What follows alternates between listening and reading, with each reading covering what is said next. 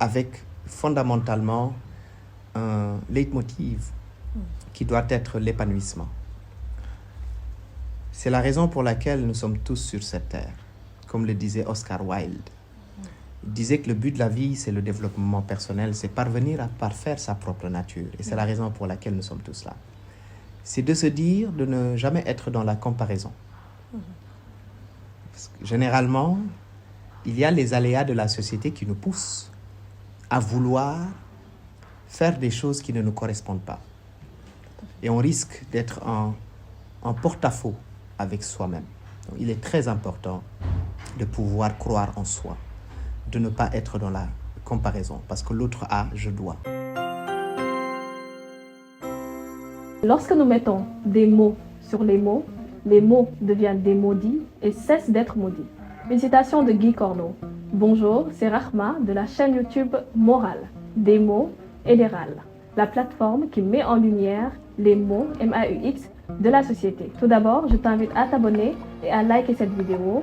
Et tu peux également me trouver sur les réseaux sociaux, notamment Facebook, Morale by Rahma, et Instagram, mo-ral.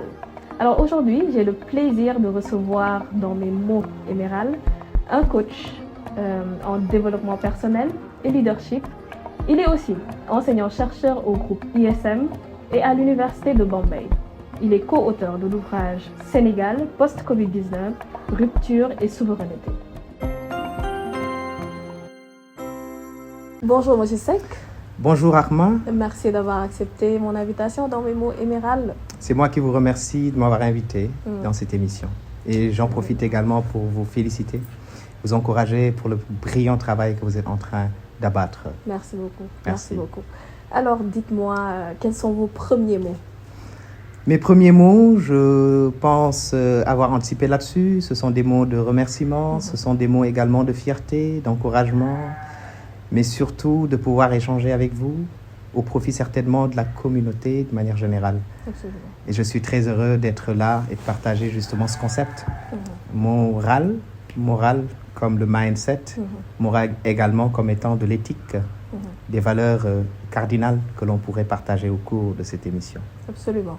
Et qui est Souleymane Seck? Souleymane, un Africain, un Sénégalais.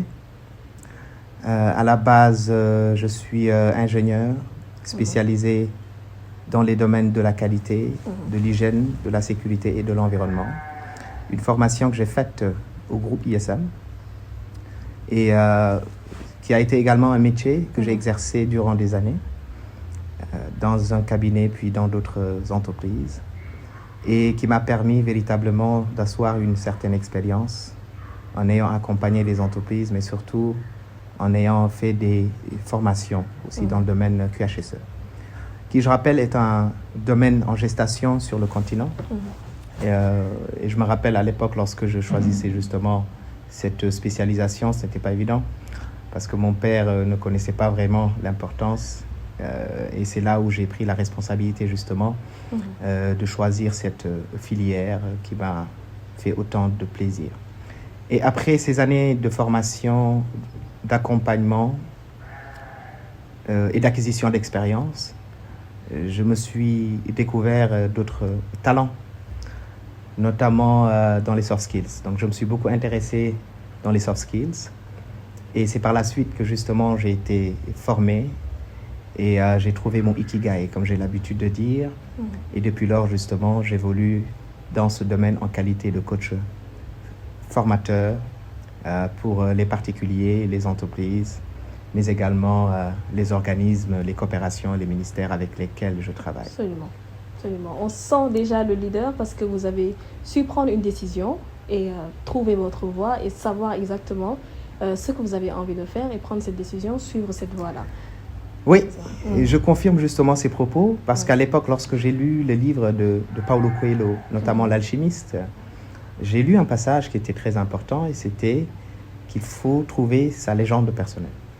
Et c'est par la suite que ces propos, ces mots aussi profonds ont créé un déclic en moi. Et je me suis dit qu'il fallait véritablement que je trouve ma voie, ma voie réelle. Et heureusement, j'ai eu à rencontrer des personnes également très généreuses qui m'ont accompagné, qui m'ont mis sur cette voie éclairée. Et c'est par la suite que j'ai vraiment pu, en tout cas, évoluer depuis des années dans ce domaine-là. Un domaine très plaisant, qui me fait énormément plaisir et qui m'épanouit. Oui, parce que c'est important de vivre aussi de sa passion. Ça, c'est très important. Tout Mais à dites-moi, Monsieur Seck, quel enfant étiez-vous? Waouh, quelle question. Un enfant normal qui a été encadré dans un cadre favorable. Et pour cela, je tiens à adresser ma profonde gratitude à mes parents qui ont su en tout cas m'inculquer des valeurs fortes avec une certaine éducation très rigoureuse, surtout celle de ma mère. J'ai été un enfant gai, jovial, hein, même si quelquefois on dit le contraire. Mais je pense que j'ai su en tout cas grandir, j'ai su apprendre de la vie, de l'école de la vie. J'ai su également profiter, n'est-ce pas, des opportunités qui m'ont été offertes à l'époque. Et j'ai eu également une enfance, autant pour moi, assez mouvementée parce que j'ai un papa fonctionnaire, donc qui était affecté d'une région à une autre. Mais cela m'a permis véritablement d'en apprendre autant sur la vie, sur le Sénégal en profondeur. À ce qu'il paraît également, j'ai été un enfant assez énergétique. Et c'est la raison pour laquelle, à l'époque, j'avais été inscrit pour faire le karaté, pour justement maîtriser cette énergie débordante, absolument. Et ça a été un sport que j'ai fait durant des années avant de m'inscrire au basketball. Voilà, j'ai été un compétiteur, j'ai été en club. Donc voilà, j'ai eu en tout cas à profiter au maximum de mon enfance. Donc vous avez eu une enfance, on va dire, joviale. Vous avez eu des parents qui vous ont accompagné et qui vous ont donné libre cours en fait à votre moi, à ce que vous êtes réellement. Absolument. Et je pense que ça a été un processus extrêmement important, d'autant plus que ça permet justement d'accompagner l'enfant, d'avoir une bienveillance, une écoute, une observation attentive de ce que votre enfant souhaite faire. Et personnellement, j'ai eu en tout cas cette chance d'avoir été encadré, d'avoir été accompagné, d'avoir été boosté, n'est-ce pas, et d'avoir également profité véritablement de la bienveillance des parents. Et ça a été une aubaine, ça a été en tout cas une chance, une bénédiction. Et rien que pour ça, je rends grâce au bon Dieu et j'adresse ma gratitude à mes chers parents. Et c'est ce qui vous a fait aujourd'hui coach. Monsieur Seck, quel est aujourd'hui véritablement le rôle d'un coach? Est-ce que c'est ce que nous voyons aujourd'hui sur les réseaux sociaux? Waouh, difficilement définissable, si je puis m'exprimer ainsi, parce que de plus en plus, nous voyons effectivement des profils qui se dessinent à l'horizon pour le domaine du coaching, pour justement avoir cette volonté à accompagner les personnes, les particuliers, hein, de manière générale. Cependant, il est important de pouvoir faire cette distinction entre différents métiers qui peuvent avoir les mêmes connotations, mais qui ne sont pas forcément les mêmes. Un psychologue, un psychiatre, un psychothérapeute, un coach, un formateur, un enseignant. Mais je rappelle toujours la pensée de l'ancien président de l'IFC qui disait qu'il arrivera un moment où chacun aura son coach, où il y aura plus de coachs, autant de coachs que de médecins ou d'avocats. C'est pour dire que véritablement, avec les mutations qui aujourd'hui sont bien visibles, bien observables, selon également les environnements dans lesquels nous vivons, avec le stress, avec les turbulences. Récemment, il y a de cela quelques années avec la Covid, nous constatons bien entendu que les personnes ont besoin d'une croissance individuelle et collective. L'on s'est rendu compte que les entreprises également étaient très sensibles à l'humain, au capital humain, et qu'il fallait valoriser, qu'il fallait accompagner ses collègues, ses collaborateurs vers un épanouissement réel. Et c'est là où véritablement le métier de coach, depuis belle lurette, a commencé véritablement à avoir sa place, de surcroît sur le continent. Maintenant, il faut savoir aussi qu'il y a différents types de coachs. Un coach en entrepreneuriat, un coach en business, un coach en anglais, en langue, un coach en développement personnel. moi, j'ai choisi justement d'évoluer dans ce domaine-là pour pouvoir accompagner, stimuler les potentialités qui existent chez les personnes, de pouvoir accompagner effectivement la dynamique collective dans les entreprises. Et l'on se rend compte que le coaching aujourd'hui occupe une place prépondérante, extrêmement importante pour la cohésion, pour la découverte de soi, pour l'épanouissement de soi, pour la dynamique collective de surcroît dans les entreprises, parce qu'elles se sont rendues compte que les hard skills seulement ne suffisaient pas. Et il fallait mettre l'accent sur les soft skills, notamment les compétences douces, qui constituent, j'ose le dire, un levier de performance au niveau des entreprises. Et c'est là où, véritablement, le coaching est devenu un métier incontournable. Absolument. Le coaching est devenu un métier incontournable. Monsieur Seck, vous êtes également enseignant, chercheur, vous êtes formateur. Et depuis combien de temps servez-vous dans ce domaine et quelle est votre lecture aujourd'hui du système éducatif? Je vais commencer certainement par la dernière expression, si je puis m'exprimer ainsi, concernant le système éducatif, qui devient de plus en plus itératif. C'est-à-dire, les autorités, les gouvernants se sont rendus compte que le monde évolue. Évolue sur tous les plans. Et il est important de revoir les curricula. Comment mettre l'accent sur un accompagnement beaucoup plus opérationnel des élèves, des jeunes, des étudiants, des professionnels.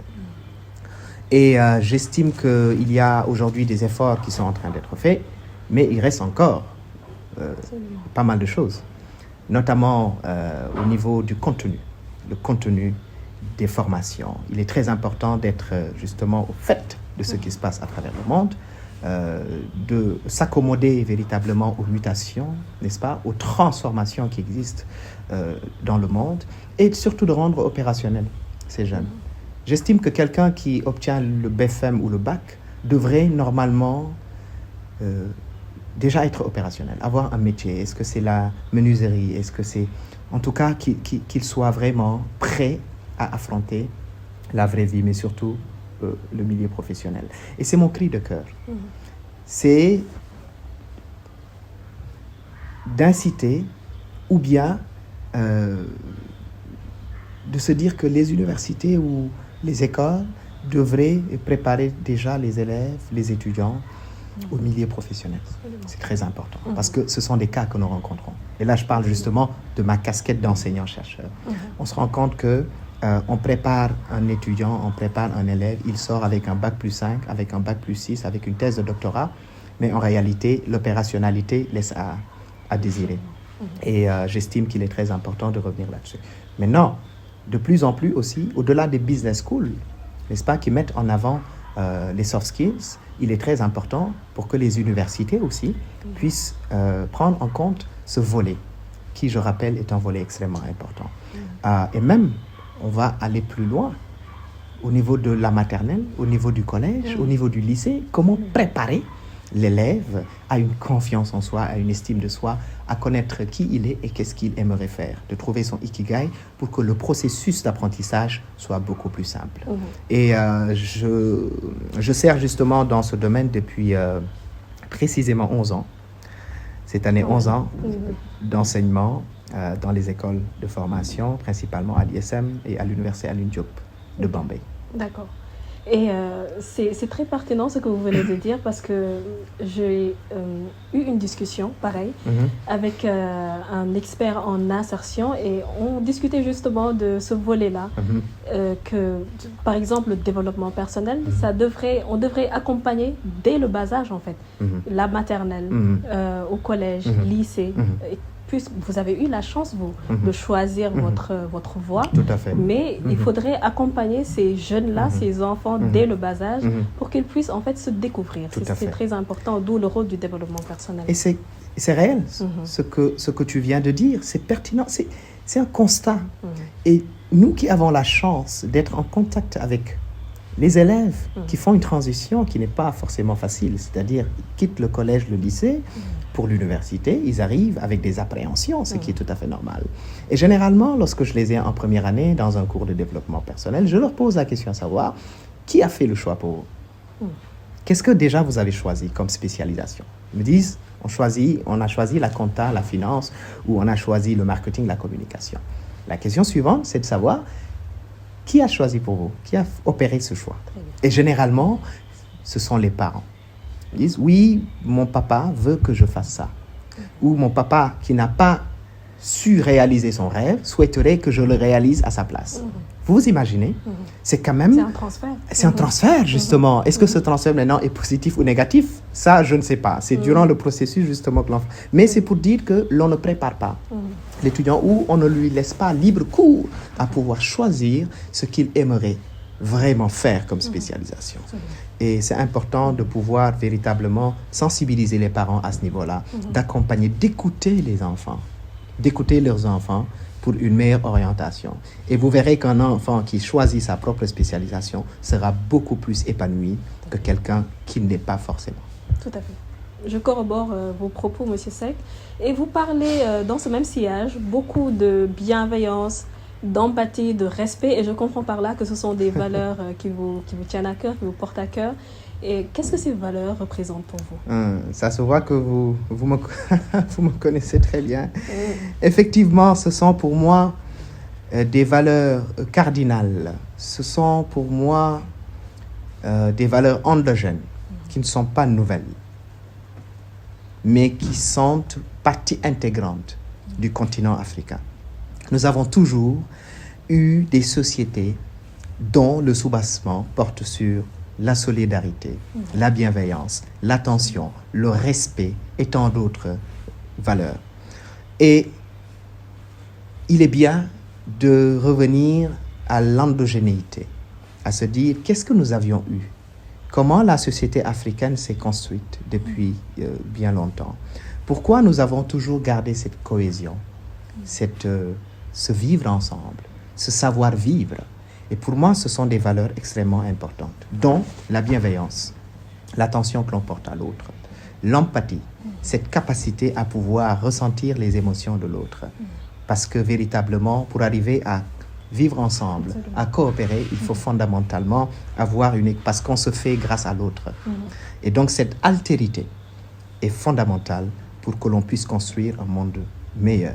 Et c'est ce que j'essaie véritablement de véhiculer à travers les circonstances, à travers justement les opportunités qui me sont offertes pour que surtout cette génération et surtout celle future puisse porter en bandoulière ces valeurs-là pour que l'on puisse véritablement co-construire un monde meilleur, de surcroît le continent africain. Parce que nous sommes un continent de valeurs, nous sommes un continent d'éthique, nous sommes un continent de bonne gouvernance. Donc il est très important pour que justement ces valeurs-là nous servent pour véritablement porter le développement.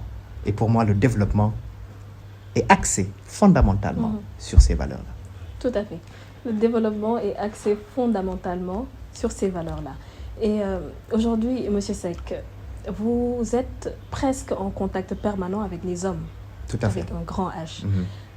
Est-ce que vous avez réussi à tisser ces liens de bienveillance, d'empathie avec vos étudiants ou avec des professionnels, les professionnels que vous formez? Et comment mesurez-vous cette empathie? Ah, quelle belle question. C'est mon quotidien. C'est mon quotidien parce que si vous me croisez avec un étudiant, un de mes étudiants, c'est-à-dire vous ne pourriez jamais imaginer que c'est mon étudiant. Tellement qu'il y a cette alchimie. Il y a ce respect mutuel, il y a cette fraternité entre eux et moi. Et j'estime que la formation, c'est là où la formation est importante. Parce que la formation, ce n'est pas seulement un contact, disons, aléatoire avec les étudiants ou les élèves. Non, ça va au-delà. C'est un contact éternel, n'est-ce pas? Et c'est quand on vit cette expérience qu'on se rend compte que véritablement nous avons le devoir, nous qui sommes enseignants, nous qui sommes des formateurs, des coachs, d'accompagner véritablement les élèves vers l'atteinte de leurs objectifs. Maintenant, c'est à travers justement ce contact, cette bienveillance, cette empathie, qu'on arrive à stimuler cette confiance, à stimuler justement ce leadership en eux pour qu'ils soient autonomes. Parce que n'oublions pas que le coaching, c'est également permettre au coaché ou à la coachée d'être autonome.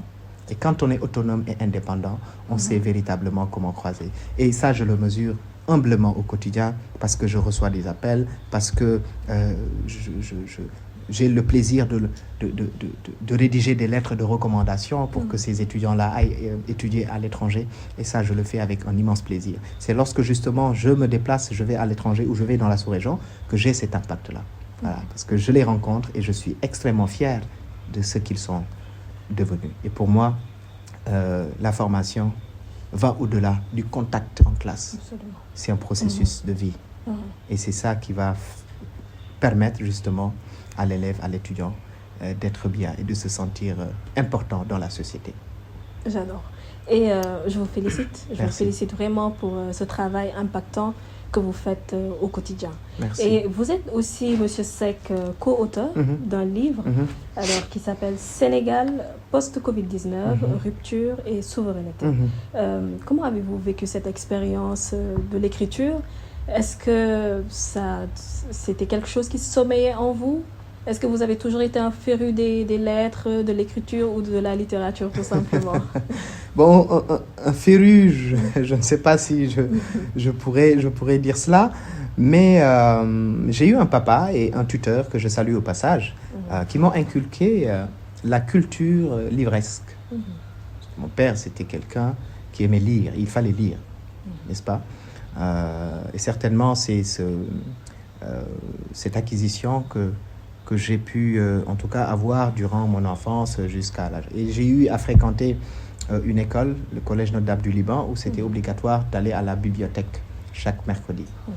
Et c'est ce contact, cette expérience-là, qui certainement, qui sommeille en moi, m'a permis véritablement de pouvoir la matérialiser avec cet ouvrage.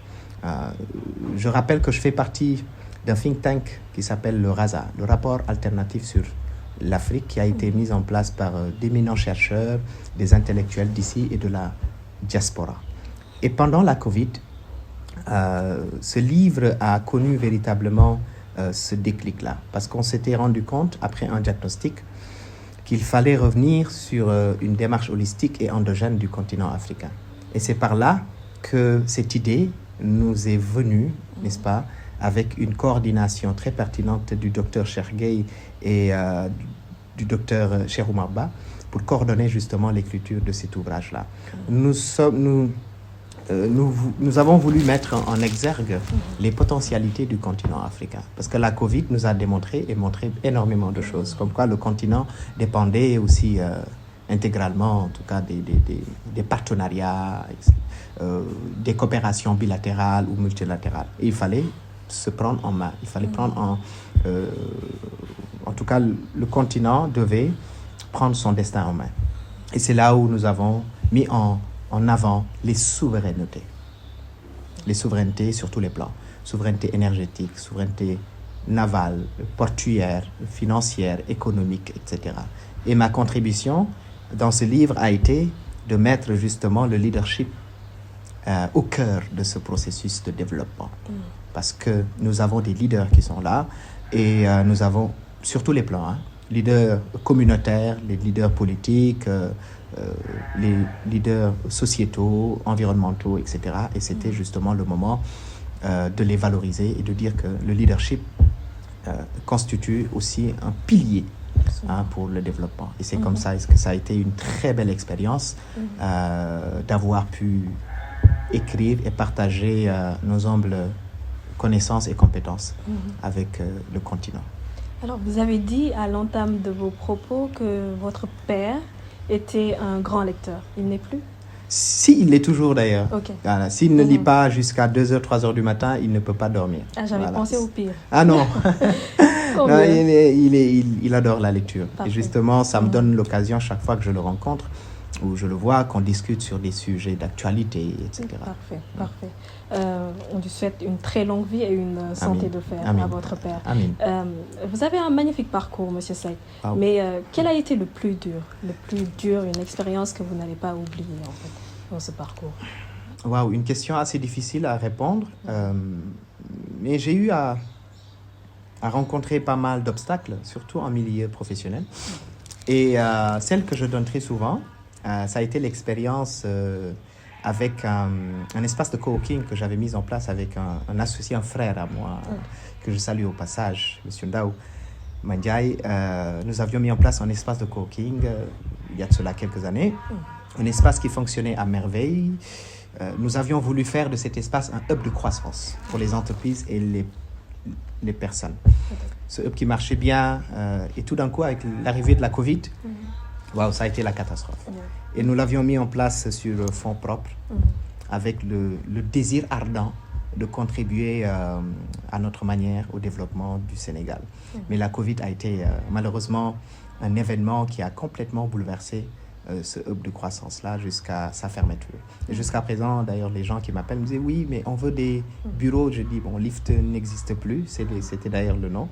Et ça a été quand même un événement ou bien une expérience assez particulière. Voilà, parce qu'on y misait, on y croyait, mais ça a été aussi une manière de se dire comment affronter justement ces vicissitudes de la vie, les aléas, les échecs.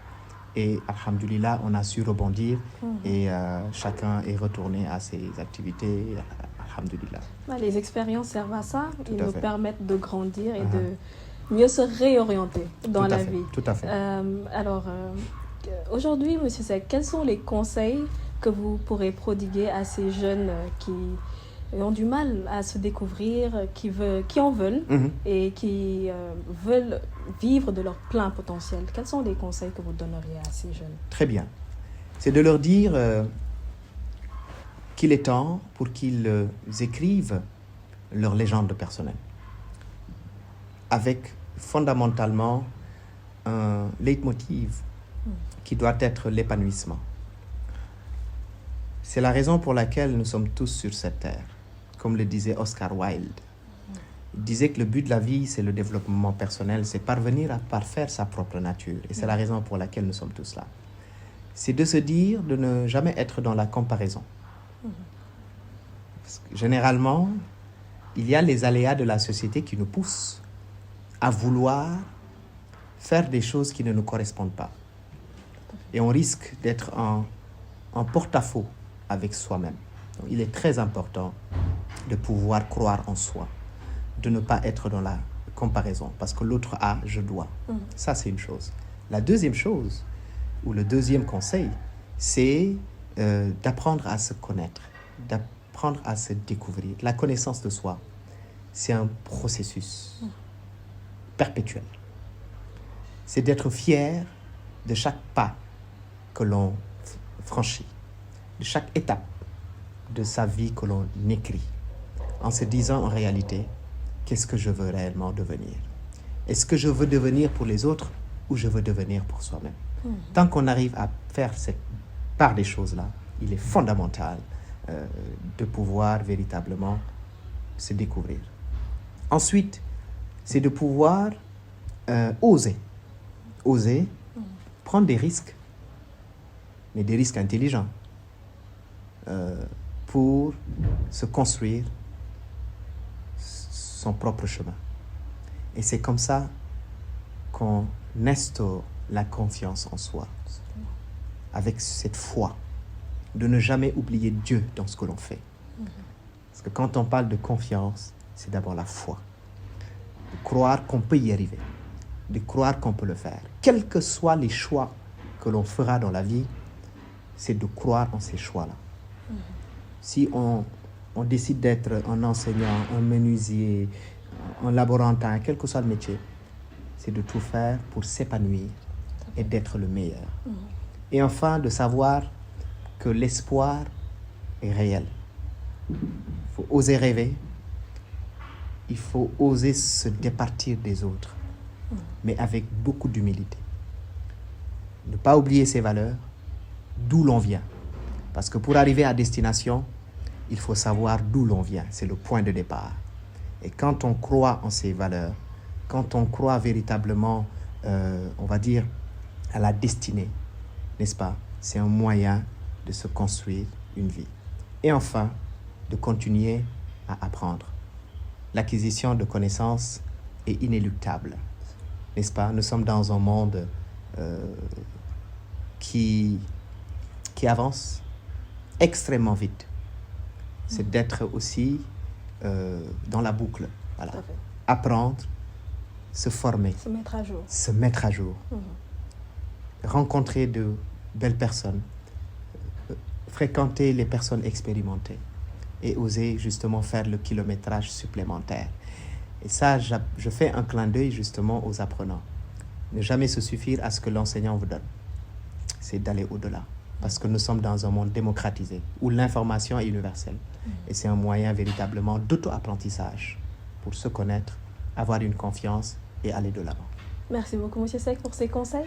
Merci beaucoup, Rahma. Vous avez un dernier mot, un message à faire passer? C'est de te remercier, de m'avoir donné l'opportunité d'échanger avec les jeunes. Parce que moi-même, j'en suis un. Hein? Tout à fait. C'est de continuer justement à croire que le continent africain est le continent des potentialités, des possibilités, de l'espoir et de l'avenir. Et c'est à nous d'écrire l'histoire, de continuer, à écrire l'histoire de ce continent. Et enfin, je te remercie et je t'encourage pour ce travail extraordinaire que tu abats au quotidien pour le développement des compétences, mais surtout pour le bien-être des populations. Pour le bien-être des populations. Merci vraiment, M. Seck. Ce fut un immense plaisir de vous avoir reçu. On arrive à la fin de cette vidéo. N'oublie pas de t'abonner et de liker la vidéo. Partage également. Dis-nous ton ressenti par rapport à cet échange, cet entretien qui était hautement valeureux, avec beaucoup de conseils qui sans doute vont servir à tous ces jeunes qui vont nous suivre. N'oublie pas de partager, n'oublie pas de t'abonner. Je vais finir par ces mots pour rejoindre mon ami, des mots de bienveillance et d'empathie, en te disant de croire en toi, de bien choisir tes mots, M-O-T-S, car les mots ont un pouvoir de construire ou de détruire. Morale des mots et des sens pour des morales. À bientôt.